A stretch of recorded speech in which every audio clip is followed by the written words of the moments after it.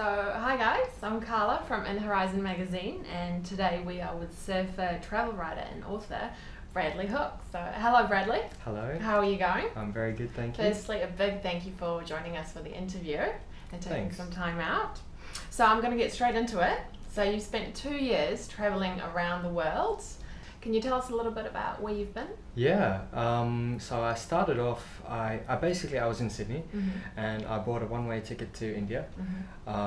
So that was a bit of a culture shock and a really good learning experience. From there I travelled down the coast of India, finding little waves where I could and meeting lots of local people. After that I went to Nepal, to the Himalayas, followed by Bangladesh and Indonesia. After which I wanted to go to Europe, so I did the classic European surf trip down the coast in a camper van and ended up in Portugal where I stayed for quite a few months.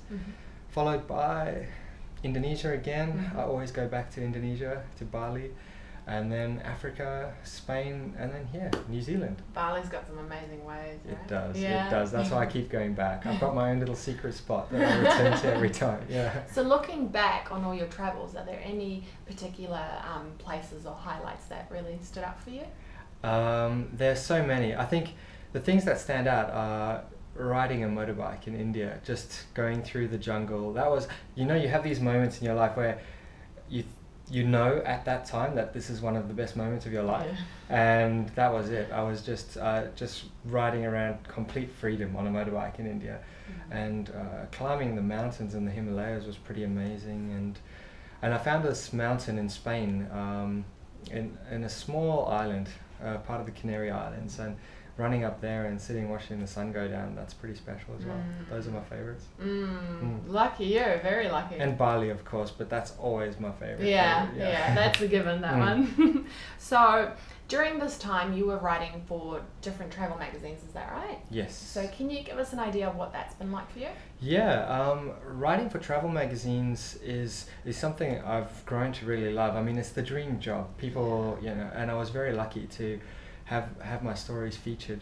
I have probably my best articles were about surfing in India, surfing in Bangladesh. That was a real adventure, kind of breaking into territory that not many people had been before. Not many surfers go exploring Bangladesh.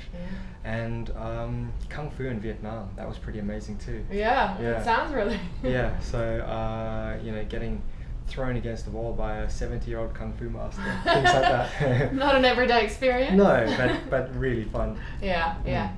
So when you travel, how do you approach a new destination as a travel writer? Is there some sort of process or? Yeah, I think as a travel writer you look at things differently. I mean, when you're there, especially on assignment, it's the details. You look at all the details around you, and you're probably more observant than when I'm just traveling or passing through a place. And I think it's a really great creative process because you pay attention to everything. You're much more present and in the moment, and you absorb much more of the place. That's kind of the approach I take. I always carry a notepad and pen around, but I've always done that. It's like people think I'm crazy. Like no matter where I go, I've always got a pen and notepad. But even more so when I'm in a new destination. Yeah, but you never know when that moment's going to strike, and you got to. Exactly. I mean, I've been in bars where I've had to ask like an Indian barman for all the napkins he's got because I'm like just have an idea, and the next morning I try and read it and it doesn't make sense. Like it starts off making sense, but by the end it's illegible. Yeah. Okay, so now that we have a better idea where you've travelled around, can you tell us a little bit about yourself and where you come from? I was born in South Africa, and I grew up in a city called Durban on the East Coast. It's a surfing place, of course, and I started surfing pretty young. And then I went and lived in London for 4 years, and I guess that was an amazing experience, being exposed to the one of the biggest cities in the world.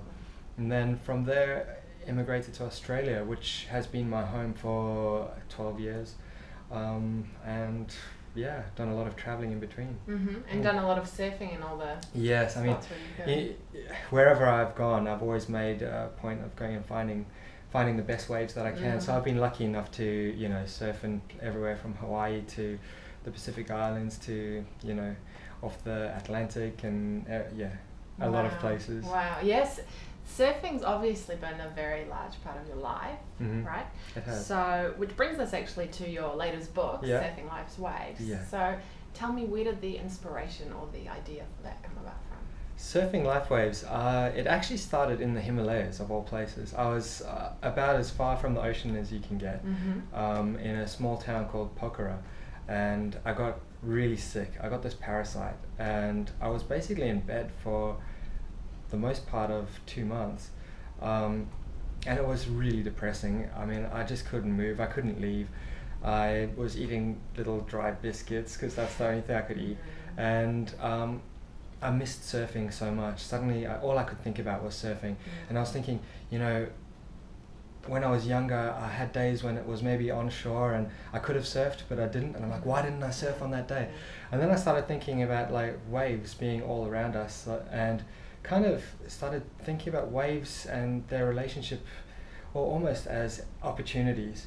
You know, opportunities do seem to come to you in life in waves, and sometimes you get a lot of opportunities all at the same time, and sometimes maybe there's none, and sometimes if you're not getting the right opportunities, you have to move. And I kind of thought maybe that's kind of like moving to another beach or going surfing in another place. So all these ideas were flooding in while I'm lying there sweating on a bed, and I just started writing them down on pieces of paper. And yeah, one day I kind of pulled out this load of paper, as I usually do, that I'm carrying around, and I was like, I think there's actually something in all of this. And pull together. And so eventually I sorted it into some kind of order, and people thought it was a good idea, so the book was born. Fantastic. And given that you travel around quite a bit, I take it not all of the book was written in one place? No, it wasn't. It was, the ideas were definitely written in Nepal, in the Himalayas, but I actually, strangely enough, I wrote the book in Estonia in the middle of winter, which is also like about as far as from surfable waves as you can get, but that's where I did it. I had set myself a goal that this book was going to be finished before the end of the year, and the end of the year was fast approaching, and so I just did it and turned it into a book. Fantastic. And what sort of reception have you been getting around the book since? Yeah, I mean, it's amazing. When people from all around the world start like writing to you and saying thank you, the book has you know, given me some inspiration, or has helped me clarify where I'm going. It's really special. I pretty much wrote the book for myself, as I usually do. I carry around notepads, and I think half of what I write is kind of motivational talk to myself, and the other half is stories. And so having something that I wrote really for myself and having other people enjoy it, it's the best response I could ever ask for. Absolutely. And I mean, I read the book all in one go. I thought it was phenomenal, right? Thank you. And like you said, it's all about opportunities, but it's also got some really wise insights in there as well. So say for someone who is very depressed or feels stuck, what sort of advice could you give that person? I think it's easy to feel that way in modern society. Using this approach, and that's all it is an approach. I would say if you're feeling that kind of down and depressed, go back to absolute basics. I mean, I've been there, I've had those times in my life, as has everyone. And I think the key is just to go back to basics and just start appreciating the small things. I think exercise is so important, and moving your body around and feeling free. And the other thing I would say, and this is probably not even relevant to the book, is just I would say go and sit next to a tree and just have some time out, and you know, just quiet, have some quiet time. Exactly. It's amazing what just sitting under a tree and quietening your mind can do. Absolutely. I mean, I think trees are so important, and they play a role in future books that I'm writing. I always think, you know, trees seem to do the simplest thing, but they're the most pure expression of nature, and they don't take the easy path. If they took the easy path, they would grow along the ground, but they don't. They defy gravity and grow upwards towards the sun, because what they love, what's the tree's passion? It's light.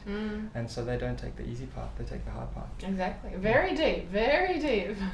I think a lot about trees. Yeah. Someone has to. Trees and waves. Yeah. All right, so now you said you've also had some instances in your life where you've had difficulties. Yeah. Obviously, you have a very strong philosophy. Can you give me examples really where it's helped? Yeah. Real life examples that you'd be comfortable sharing that other people can relate to?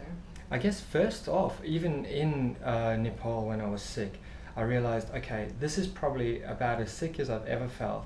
But what can I do that's around me? So I stopped thinking about myself and started thinking about other people. And firstly, I thought, how can I help other people? Because that takes your mind off your own problems, you know? And so I did start trying to do little things that maybe would enrich someone else's life. There's waves of opportunity all around us, but you can also create your own waves or be part of someone else's wave. So that will provide an experience that might be really special for someone else. But I started looking around and maybe saw a signboard on a building, and it says, you know, some kind of strange healer or something like that. And you go up there and meet a crazy guy. He looked like Captain Jack Sparrow, and he was using singing bowls over me and chanting and falling over. And I was like, well, I would never have had this adventure if I didn't go looking for opportunities. And you know. Also, you know, as a surfer, you can get to the beach some days and the waves don't look very good, but you could paddle out and there might be dolphins. Exactly. So don't always look for the best thing, you know, just take it as it comes and really be present in the moment. We think far too much, and the magic moments in life come where you quieten your mind down and just allow yourself to be there.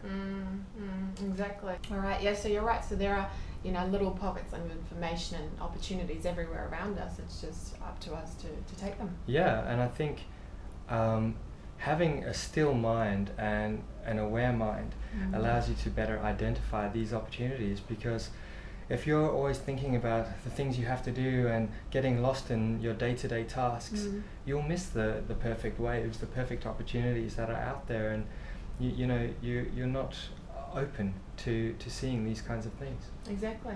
You're very open-minded. Were you like this before you started traveling, or has traveling contributed to this? Or? I think I've always been very curious, and part of that is just I've always just read as much as I possibly can and written as much as I can, and I've seen the evolution. I think that the evolution of my writing style certainly happened when I was traveling, probably because for the first time I had so much extra time just to write and fill all these notepads with crazy stuff. I mean, some of it is such rubbish, but I think there's a few little gems in there, I don't know. But yeah, I think I've always been very open and always looking to learn just a little bit more and see all this magic that's in the world. There's amazing things everywhere and so many enriching experiences just waiting, and they can be in the simplest things.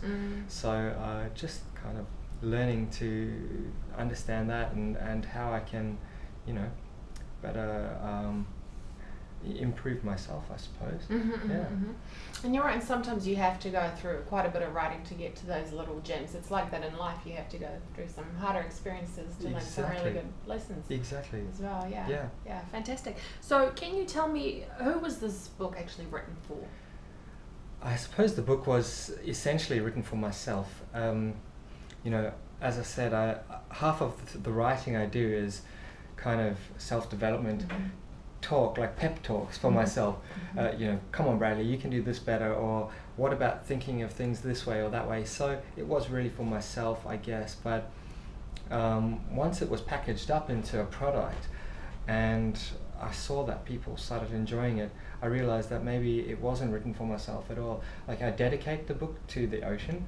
I could have dedicated it to absolutely anyone who's been significant in my life, and I suppose it's really just for everyone it's the fact that people read it makes me so happy. And the ocean has been a big teacher for you. It has, more than anything. The ocean teaches you patience, and it teaches you courage, and it teaches you persistence, and it teaches you to be consistent.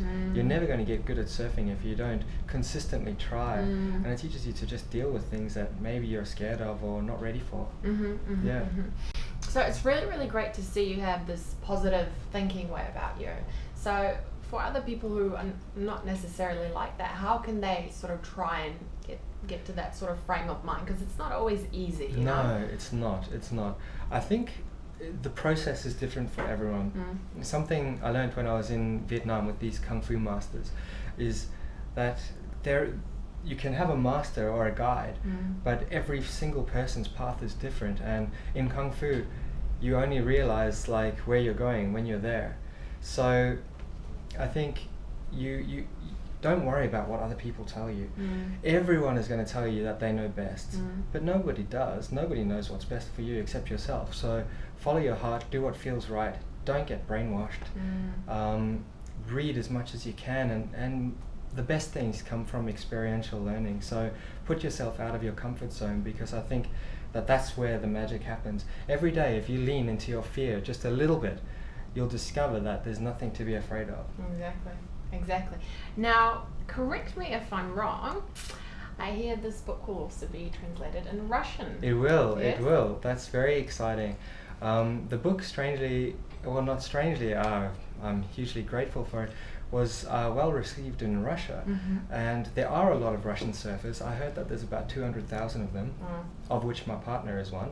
And through friends, we found a great translator who's a friend of mine, and the book has been rewritten in Russian, and it's amazing because I just look at it and I just see symbols. I don't know what it means, but thankfully my partner, she's Russian and she can read it, and I'm pretty sure it says that.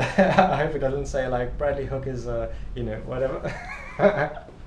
I'm sure it's got the message, and it looks amazing. The cover looks amazing with Russian symbols. I would never have imagined it. Exactly. You never know what's going to happen, right? Yeah, you never know. Well, I've got my English copy going. Yes. So. Oh, that's so great. Exactly. So, can you also tell me? Actually, let's start it this way. So, great. So, Bradley, what's on the agenda next for you? So, what's going on? Can we expect to see more travel? Any more writing? Yes. What's going on? Books? Definitely more books. I'm working on a travel memoir, I suppose. It's about it's kind of like the real life adventures to the surfing life waves philosophy. It's called Unsurfable. And it's about me surfing in the craziest places I could find, from like Estonia to Bangladesh to, places where people don't usually go to surf. And that's in progress. I plan to go and do some other stunts at some point. I want to go on adventures and surf the north coast of Russia and maybe Antarctica. Wow. But that book it's a long process, because I'm not just going to write it. It has to flow naturally. But my true love is writing fiction, and I'm very close to finished my first novel. Wow. Can you give us any insights to what's that going to be about? It's very different to Surfing Life Waves. Okay. It's called Tantric Mountain, and it's based around a little, I'm not sure if it was a dream or just, I don't know, it may be a daydream. And it's very different to Surfing Life Waves. I think it flows really well, and I think it's got a bit of a compelling story, but only time will tell. And again, if people like it, that's amazing. If they don't, I just write the next one. Exactly. Yeah, it's what I feel I have to do, is just keep writing, so I'm just going to keep doing it. Exactly, you got to express yourself, and it's a great way to do it, writing. You know? So for any writers out there, any aspiring young authors, what sort of advice can you give them? I would say be very aware and present. Again, the real gems come. I think I wrote somewhere that the magic happens between thoughts. When you're not thinking, the universe can come in and show you things that you weren't really looking for. So that's the first thing, and always follow your heart. Don't worry about what other people tell you. If I listened to what other people told me along the way, I would probably be, I don't know, I can't even imagine. Yeah. I'd be in some horrible desk job, or I'd be, I don't know, not doing what I'm doing now. And it actually doesn't matter where you are, just follow your heart and keep doing it. Even if you only do a little bit, day by day, just make sure that you do it. Don't let it pass, because ideas fade. So when you get that urge and you feel that creative fire, capture it. I sometimes think, okay, everybody is like a vessel, and the universe will pour ideas through you, and it's your responsibility to just catch them and make little pools that people can come and enjoy what you've created, what you've been given. So always follow your heart and don't worry about what other people say. Just do what feels right. Exactly. I suppose that's for anyone, not just writers, but especially for writers. I think that's important, and artists and musicians and anyone creative. And if you've had any sort of obstacles along the way, what's the one thing that keep you going, that you would just say to yourself that just pushed you through any obstacle? I think for me that's a difficult question, because I find that I just keep on going. You have these moments where you feel close to giving up, and I think that nature loves courage, like nature loves exuberance. So when you get to those moments where you're just about to despair and go, oh, I can't do it, just push that little bit harder. That's what I do. And it doesn't always work. I've failed way more than I've succeeded at things, and just enjoy it. Even in the failures, you'll learn and you'll get stronger. Exactly. So if you find yourself looking into the abyss, the abyss is also looking into you. So be brave. Exactly, and you become more resilient, and and you do get rewarded by the universe sometimes for it. Exactly. I think you do. And just being consistent, just keep pushing. Don't ever worry. You only got one chance. So if you have a dream, just keep pushing, because what are the obstacles? It's just people. People change. People are flexible. If you meet the right ones, the right things will happen. Exactly. Bradley, it's been an absolute pleasure interviewing you. Thank you so much, and Thanks, we Karla. hope to hear more from you soon. Yeah, thank you so much for your time. Thank you. Bye.